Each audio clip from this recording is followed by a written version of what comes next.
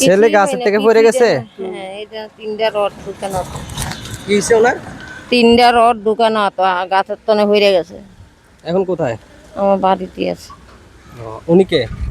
আমার বই হিসাবে। আপনারা বোন বই? আমরা একখানো আর কি একখানো দুজন তো মুসলমান না? জি মুসলিম আল্লাহ বাঁচাইলে ভাই।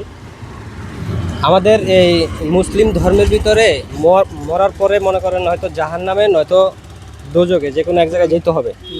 তো এই জান্নাতের যে একজন সর্দার থাকবে ওনার নাম কি বলতে পারলে 100। আমি কইতারি না ভাই, আমি এসে সোজা মানুষ। আমার জিয়াত আপনি কইতে পারেন না? মোহাম্মদ জিয়াত পড়া আমার আসলেরই আমার আসলে তো হচ্ছে যে কি সবার সর্দার, সবার এমনি সর্দার। মহিলাদের সর্দার কে থাকে? মহিলার আমার মা হতো মা।